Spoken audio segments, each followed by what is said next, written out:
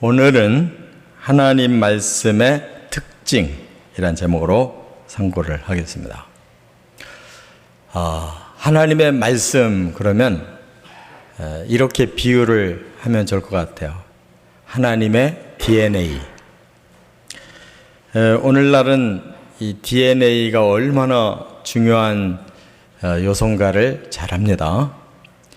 요즘에는 DNA를 가지고 그 사람이 누구의 자녀인지 다 알고, 또 혹시 시신이 다 훼손이 돼서 없어도 조금만 조직이 남아있으면 그 사람이 누군지를 다 밝혀낼 수가 있고,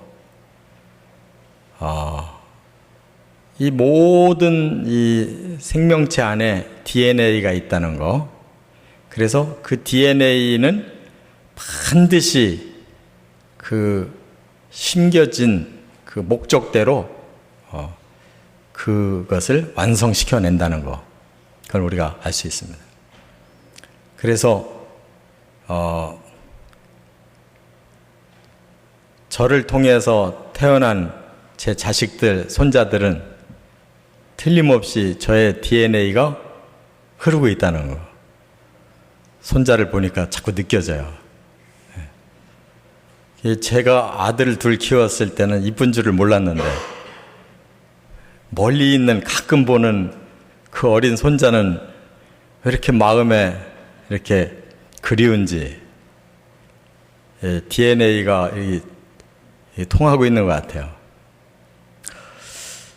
그런데 우리 사람의 DNA도 이렇게 대단한데, 하나님의 DNA라면 얼마나 대단하겠어요.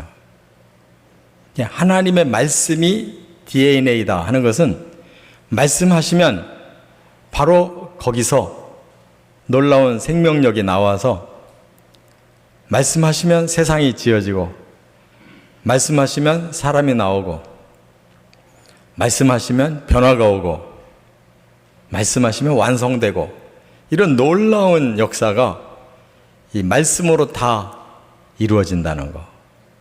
그래서 우리는 하나님의 DNA를 소유한다는 것이 얼마나 중요한가 하는 걸 깨달아야 된다는 것입니다. 이 성경 신구약에 하나님이 말씀하셨다 하는 이 단어가 적어도 1500번 이상 나온다 그러는데, 그건 그만큼 성경은 하나님의 말씀이라는 것이죠. 그러므로 우리가 하나님 말씀을 읽으면 하나님의 DNA가 우리 안에 들어오는 거예요. 우리 속에 하나님의 성품도 담게 되고, 하나님의 생각하시는 것도 깨닫게 되고, 하나님이 원하시는 대로 우리가 점점 만들어져 간다 그 말이에요. 할렐루야. 놀라운 이 비밀이 바로 하나님 말씀이라는 거예요. 오늘 본문에 사가랴, 엘리사벳 이 부부에게 세례 요한을 보내시겠다고 하는 하나님의 말씀이 이 사가랴에게 떨어졌어요. 그러면 우리가 결과를 안 봐도 하나님을 믿는다면 하나님 말씀이 떨어진 그 집에는 반드시 세례 요한이 태어나야 되는 것이죠. 그런데 사가랴가 믿지를 못했습니다. 우리가 이렇게 늙었는데 어찌 그런 일이 일어날 수 있습니까? 했다가 아기가 잉태해서 아기가 태어날 때까지 말을 못하는 이런 벙어리 생활을 1년 정도 하게 됐어요. 그래서 하나님이 오늘 본문 속에서 말씀이 뭐냐 하는 것을 우리에게 깨우쳐 주십니다. 우리가 위대한 말씀이라 할지라도 받아들이는 태도가 중요하다는 것, 세 가지로 말씀을 상고합니다. 첫째, 18절과 19절에 보면 말씀은 상식이 아니라 믿음으로 받아야 한다 하는 걸 깨우쳐 주시는 거예요. 18절에 사가랴가 천사에게 이르되 내가 이것을 어떻게 하리요? 내가 늙고 아내도 나이가 많으니이다. 그때 가브리엘 천사가 이렇게 말하죠. 나는 하나님 앞에 서 있는 가브리엘이라 이 좋은 소식을 전하여 네게 말하라고 보내심을 받았노라. 하나님 말씀에 대하여 가브리엘의 태도와 사가랴의 태도가 너무 달라요. 사가랴는 어찌 이것을 알 수가 있습니까? 도저히 믿기질 않습니다. 나도 늙고 우리 아내도 늙었는데 어떻게 자식이 태어납니까? 아주 부정적으로 그걸 받아들이는데 가브리엘은 그렇게 말씀 안 해요. 하나님이 나에게 좋은 소식을 전하라고 해서 너에게 말한 것이다. 거기에 의심이 전혀 없어요. 오히려 이것은 대단히 좋은 소식이다. 이렇게 가브리엘은 말을 하고 있다는 거예요. 그러면 사가랴도 그래야 될 거 아니겠어요? 야, 이보다 더 기쁜 소식이 어디 있으랴. 하나님이 천사를 통해 나에게 이렇게 전해주셨으니 너무 감사합니다. 이래야 되는데 그럴 수가 없었다는 거예요. 왜? 상식으로 판단해 보니까 그런 일은 있을 수가 없다는 거죠. 그렇기 때문에 사가랴는 실패입니다. 사람의 말, 세상의 말들은 우리가 상식으로 판단해야 되겠지만 하나님의 말씀은 상식으로 판단해서는 안 된다는 거예요. 왜냐하면 하나님은 전능하시기 때문에 하나님이 하시고자 하면 안 될 일이 없다는 거. 그것은 믿음으로 받아들여야 되는 거지 상식으로 받아들이면 결코 우리가 알 수가 없다는 것입니다. 그래서 여기서 분명하게 깨우쳐 주시는 것은 우리가 성경을 가지고 어떤 자세로 보느냐를 확실히 알고 봐야 된다는 거예요. 하나님 말씀을 읽으면서도 야, 이게 진짜일까? 하고 의심하는 그런 눈을 가지고 읽으면 그것은 하나님 말씀이 될 수가 없는 거예요. 이건 전능하신 하나님의 말씀이다 하면 우리 사람은 불가능한 일도 하나님은 얼마든지 할 수 있지. 하나님은 얼마든지 주실 수 있지 하고 다 모든 말씀이 하나님의 DNA로 우리 안에 역사할 수가 있다는 거예요. 근데 상식으로 판단하면 상식인데 그게 내게는 불가능하다 생각되는 건 역시 불가능한 거예요.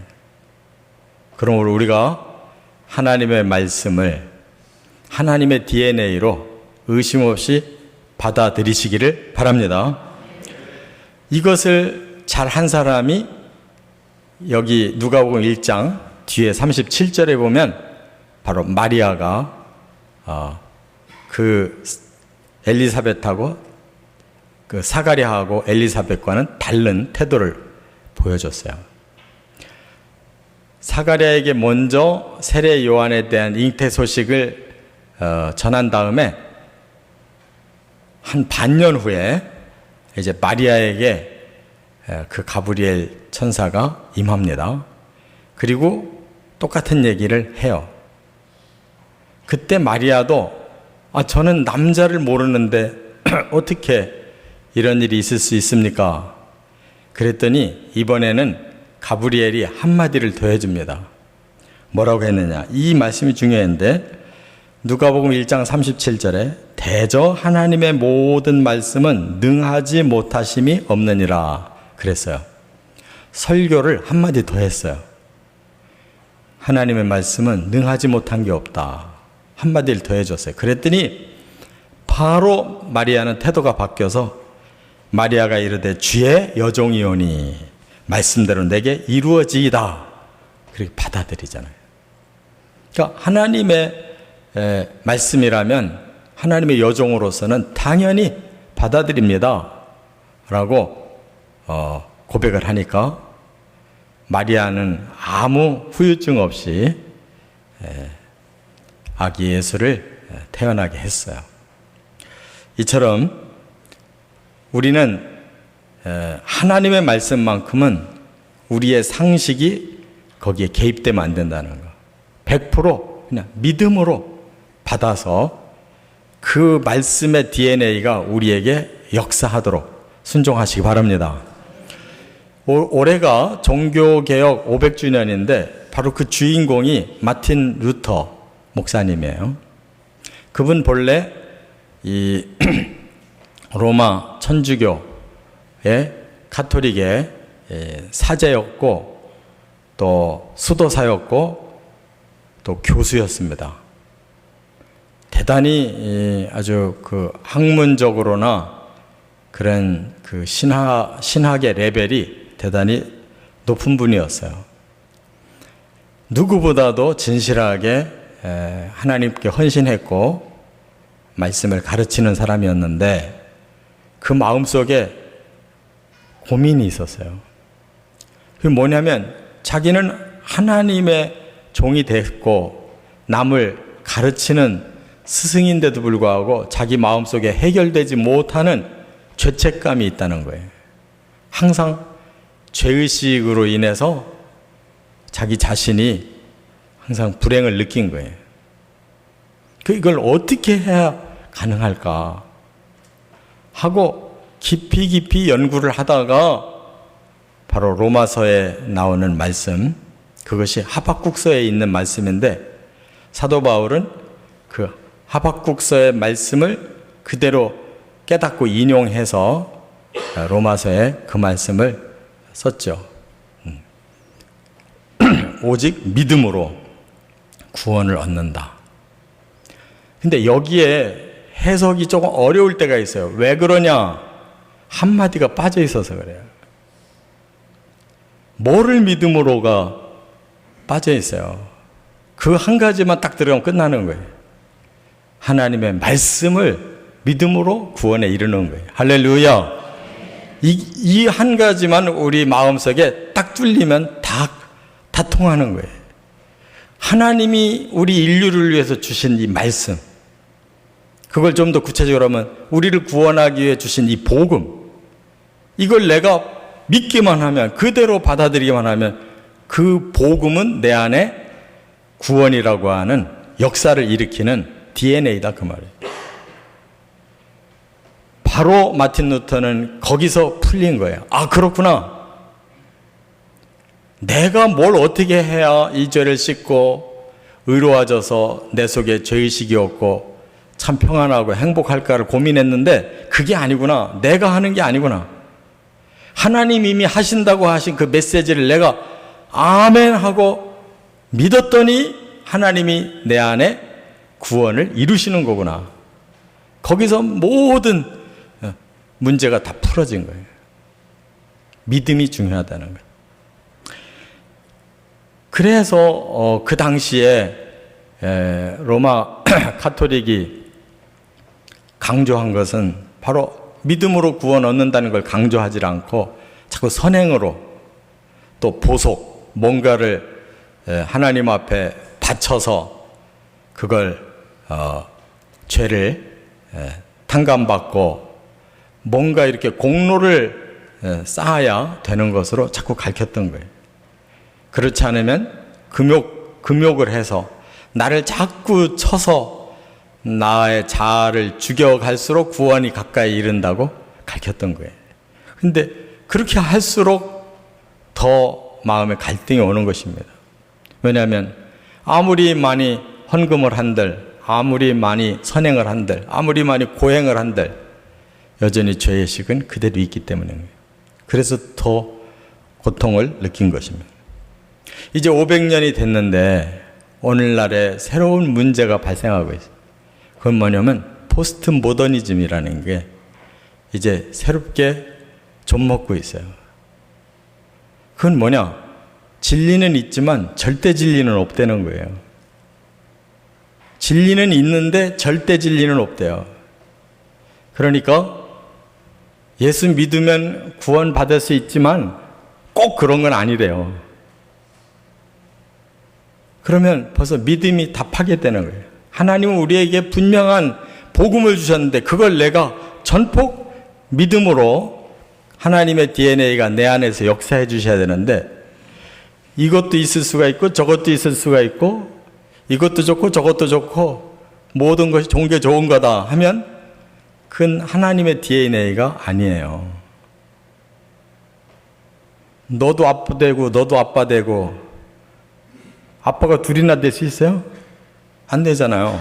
그런데 아니 너도 아빠면 좋고 너도 아빠면 좋지 뭘 그래 하고 이렇게 좋은 게 좋다고 넘어가면은 우선은 좋아 보이는데 근원이 한쪽은 사탄이고 한쪽은 하나님인데 사탄도 좋고 하나님도 좋고가 있을 수가 없잖아요. 그게 벌써 가짜고 속이는 일이란 말이에요. 하나님의 DNA는 오직 하나밖에 없어요.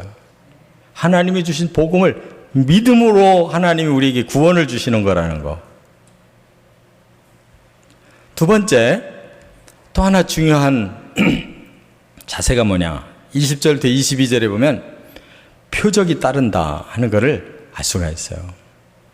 하나님의 DNA는 반드시 그만한 능력이 우리에게 임한다는 겁니다. 그런데 이것이 하나님 앞에 믿음으로 순종하는 그 DNA를 통해 표적이 일어나야 좋은데 이 사가랴 같은 경우에는 믿지 못해서 일어난 표적이었어요. 그렇기 때문에 그 표적은 내게 유익한 게 아니라 불리한 표적이 오고 말은 거예요. 그게 뭐예요? 20절에 보라 이 일이 되는 날까지 네가 말 못하는 자가 되어 능히 말을 못하리니 이는 내가 내 말을 믿지 아니함 이거니와 그랬어요. 그래서 날 때가 돼야 너는 풀릴 거다 그랬어요. 사람이 1년 동안 말을 못하고 산다는 게 이게 보통 벌이 아니죠. 분명히 하나님의 말씀으로 인해서 하루아침에 벙어리 되는 표적이 일어났어요. 다른 사람들이 볼 때는 야 분명히 저 사람이 하나님 만났구나. 하나님 때문에 저 사람이 저렇게 됐구나. 아우 하나님 정말 살아계시네. 이게 표적이에요. 그런데 그 개인에게는 믿지 못해서 온 표적이었기 때문에 그에게는 징계와 같은 거였어요. 복음서에도 보면 예수님께 표적을 구하는 자들이 있었어요. 그들이 오히려 예수님을 믿지 못해서 표적을 구한다고 그랬어요. 바리새인들이 당신이 구세주라면 구세주라는 증거, 표적을 내놔봐라. 나는 너희에게 줄 표적이 없다. 다만 요나의 표적밖에 보여줄 게 없다. 그것은 요나처럼 내가 너희를 위해 죽어야 될 것이다 하는 예언하신 거죠. 그들은 우리에게 뭔가 손에 쥐어지는 당신이 메시아라고 하는 증명서를 한번 보자. 근데 그들은 믿음으로 한 게 아니에요. 믿지 못하기 때문에 시험하려고 했기 때문에 예수님 보여주지 않으셨어요. 표적은 긍정의 표적이 있고 부정적인 표적이 있어요. 우리들의 신앙생활에도 하나님이 살아계신 하나님인데 그 살아계신 하나님이 나를 사랑하고 나에게 복을 주신 하나님이 좋겠는데 그 살아계신 하나님이 나에게 두려움을 주며 나에게 뭔가 시련을 준다든지 병을 준다든지 하면 분명히 하나님은 살아계시는데 우리가 믿지 못함으로 인하여 더 어려운 결과를 거둘 수가 있는 거예요. 복음은 모든 사람에게 표적인 것입니다. 믿는 자에게 주어지는 표적이 있고 믿지 못하는 자에게 주어지는 표적이 있어요. 믿는 자에게는 구원을 주시는 표적이고 믿지 못하는 자들에게는 심판을 주는 표적인 걸 깨달으시기 바랍니다. 그렇기 때문에 우리는 하나님을 시험하려고 하는 태도는 오히려 신앙생활에서 아주 가장 큰 해악이 된다는 사실을 알아야 돼요. 로마서 15장 18절에 사도 바울은 그렇게 말을 했어요. 그리스도께서 이방인들을 순종케 하기 위하여 나로 말미암아 나를 통해서 예수님이 말과 일이며 표적과 기사의 능력이며 성령의 능력으로 역사하셨다 이렇게 말하고 있어요. 그러니까 모든 것은 우리를 예수 믿고 구원받게 하시려고 주시는 능력이라는 거예요. 표적이라는 거예요. 거기에 우리가 그대로 부응하면 바로 말로도 일로도 표적으로도 기사로도 성령으로도 우리는 놀라운 것을 체험하고 하나님의 살아계시고 또 우리를 위하시는 그 놀라운 것들을 우리가 얻는다는 거예요. 이렇게 살아가시길 바랍니다. 김순권 박사 그러면 옥수수로 유명하잖아요. 이분이 교회 장로님이셨는데 과거 2000년대 그 북한에 자주 가셔가지고 굶주리는 북한 사람들을 옥수수로 해결해 주겠다고 아주 수십 차례 올라가셨는데 한 번은 이런 적이 있었대요. 2001년도에 19번째로 북한에 들어가서 이제 옥수수를 이제 심은 거예요. 근데 거기 연구원들하고 옥수수를 심는데 그때가 얼마나 기근이 심했는지 뭐 심어봐야 다 죽는 거예요. 그러니까 너무너무 답답하니까 그 북한의 연구원들이 그러더래요. 박사님, 제발 이번에 30mm 정도라도 좀 비가 오도록 기도 좀 해주시라고요. 그러더래요. 그래서 김순권 박사님 그랬대요. 아니, 나도 물론 기도하지만 당신들도 기도해야지 하나님 비를 내려주지 않겠냐. 그래서 그날 저녁에 같이 막 오랫동안 기도를 했대요. 그런데 기적이 터졌어요. 표적이죠. 하나님 살아계시고 바로 복음을 그들에게 보여주시는. 그 다음 날 12mm 비가 내린 거예요. 근데 기도는 얼마를 달라고 기도했냐면 30mm가 와야 된다는 거예요. 그런데 그 이튿날 또 한 번 비가 내리는데 18mm 내리더라는 거예요. 그 얼마나 감격했겠어요, 그 사람들이. 그 믿지도 않았던 사람들이 자기들이 그 박사님 따라 기도했더니 12mm가 내리더니 그 다음 날은 18mm가 내려가지고 자기들이 소원했던 것이 비가 내려서 그 옥수수가 살아났다는 거예요. 하나님은 믿는 자들에게 또 믿게 하려고 이렇게 오늘도 살아서 역사하시는 말씀은 하나님의 DNA임을 꼭 깨달으시기 바랍니다. 끝으로 세 번째는 23절부터 25절까지 보면 말씀은 반드시 이루어진다. 하나님의 약속은, 하나님의 계획은, 하나님의 선포는 틀림이 없다는 거예요. 23절에 그 직무의 날이 다 되매 집으로 돌아가니라.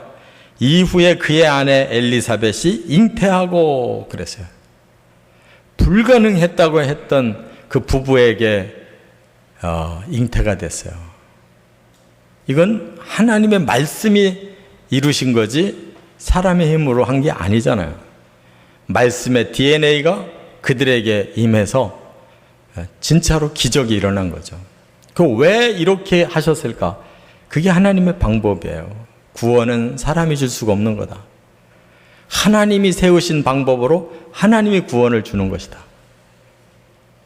그래서 창세기 3장 15절부터 여자의 후손으로 그리스도는 오셔야 되고, 그 그리스도를 소개할 세례 요한도 사람이 낳을 수 없는 불가능한 속에서 나게 하시고, 이스라엘의 선조 아브라함도 부부가 아기 낳을 수 없는 상태에서 낳게 하시고, 모든 이 구원의 시리즈는 사람으로서는 불가능한 일을 하나님이 하신다는 메시지인 줄 깨달으시기 바랍니다.